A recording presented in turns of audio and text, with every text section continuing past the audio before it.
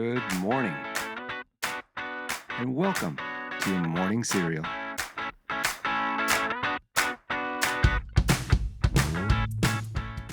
Okay, good morning, and welcome to Monday.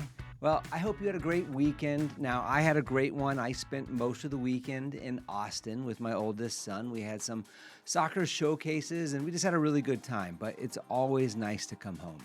And as usual, now that it's Monday, we're hitting the ground running, right? But this Monday, the clock is ticking even a bit faster. For some of you, maybe, and that's because it's Biological Clock Day. So, in the event that applies to you, you had better get working on it. Well, today is also Global Pay It Forward Day. Now, I paid for a stranger's tank of gas last week, so just in case someone's looking to pay that one forward, I'll be at 7-Eleven on Highway 14 tomorrow. So if you're in the area, or well, you get the hint. And lastly, it's National Superhero Day. So celebrate your favorite superhero. There's so many of them to pick from, but I'm just going to tell you who mine is. Mine's always been, and it always will be, Superman, right? So with that in mind, today's quote is about taking action and trusting in the outcome. And the quote is, "Sometimes you have to take a leap of faith first. The trust part comes later," end quote. You know who said that? It probably sounds familiar to you because you've seen the movie, but that was Superman, and it's very apropos on this National Superhero Day. Well, today's news, facts, and birthdays are for April 28th, and we're going to start back in 1937. That's when the first commercial flight across the Pacific was operated by Pan Am. Then we're going to move up to 1988, and if you're watching here on YouTube, look at this picture over my right shoulder. That's Aloha Airlines Flight 243, and you might remember seeing this on the news, but miraculously, this flight landed after losing the roof on a 35-minute flight from Hilo to Honolulu when an 18-foot section of the fuselage just tore off. That would be crazy scary. Just look at that picture. And finally, on this date back in 2003, here's an old name, but a goodie, Andre Agassi. He recaptured the world #1 ranking. And in doing so, at the time, he became the oldest top-ranked male in history. He was just 33 years old and 13 days. Now, that record was broken in 2024 when Novak Djokovic was ranked #1, and he was 36 years old and 321 days. And then finally on this date, also in 2003, Apple launched the iTunes Store. And in 2010, 7 years later, the store sold its 20 billionth song.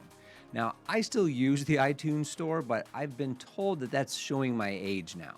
I still feel like I should own my music. I don't know. I guess that's just old school. Well, happy birthday to you. Today is your birthday. You share a birthday with actress Jessica Alba. She's 44. Actress Penelope Cruz. She's 51 today. And colorful golfer John Daly. He's 59 today. And comedian Jay Leno. He's 75. And the #1 song in this date back in 1984 was Against All Odds, Take a Look at Me Now by Phil Collins. Now, if you're a regular Morning Cereal listener, then you know how much of a huge fan I am of Phil Collins. And this is just another great song from Phil. This song won the Grammy for Best Pop Vocal Performance in 1985. But perhaps more importantly, it also helped me through some heartbreaking breakups in junior high and high school. Phil was always there for me, and this was his first of his 7 #1 hits, many of which, like I said, helped me through many a heartache. Great songs. All right, well, no heartbreak in our book review. That's because we are reading Stephen R. Covey's The 7 Habits of Highly Effective People.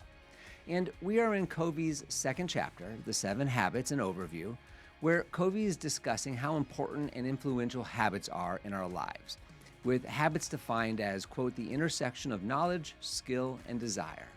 And these habits are on a maturity continuum, and they consist of growing from dependence to independence to interdependence, and layered on top of that, respectively, growing from the paradigms of you taking care of me versus I can take care of me versus we can do it together, right? So today we're going to finish up Covey's subchapter, The Maturity Continuum. And recall on Friday, Covey was pointing out that in this natural growth of maturity continuum from independence to interdependence, that, quote, interdependence is far more mature and it's more advanced concept, end quote. In fact, Covey believes people that are still in the dependent stage, all about themselves and blaming others, that they aren't mature enough, quote, they don't have the character or own enough of themselves, end quote, to choose on their own to become interdependent. So Covey says interdependent people have the opportunity to share themselves deeply and meaningfully with others, and in doing so, they have access to the vast resources and potential of other human beings. And because a person or we need to be masters of ourselves before we can move into interdependence, the first 3 habits that Covey will cover later in this book, those habits deal with the concept of self-mastery. Now, these are the habits that lead to, quote, private victories. And if you recall, Covey said that private victories precede public victories. So these must come first. And once we master our independence, only then do we have the right, quote, foundation for effective interdependence, end quote. And it is at that time now where our inner character base now is prepared for, quote, personality-oriented public victories. So those would be things like teamwork, cooperation, and communication, which are Covey's 4th, 5th, and 6th habits. So what Covey is saying is that the 1st, 2nd, and 3rd habits lead to our private victories. And then we're ready for our 4th, 5th, and 6th habits, which lead to our public victories.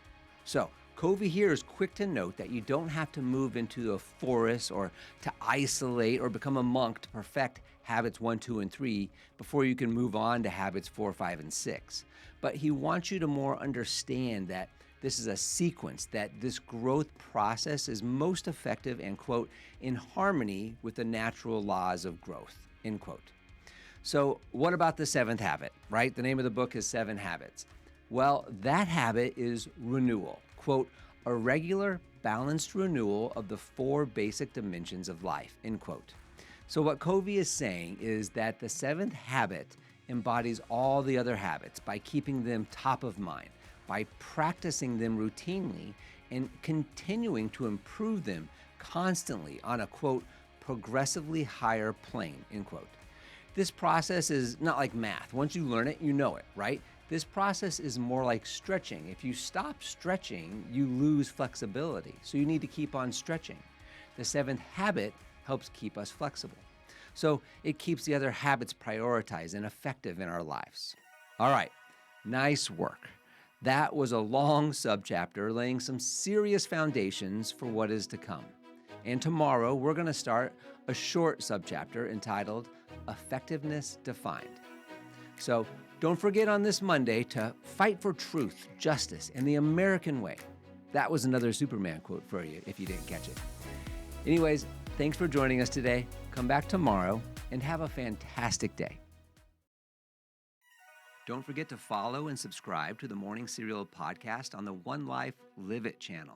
You can find more episodes and videos by visiting our YouTube channel and the website at Sean Inglis and at SeanInglis.com, where you can also follow our other podcasts, the Mr. and Mrs. Inglis podcast and the Life Happens podcast.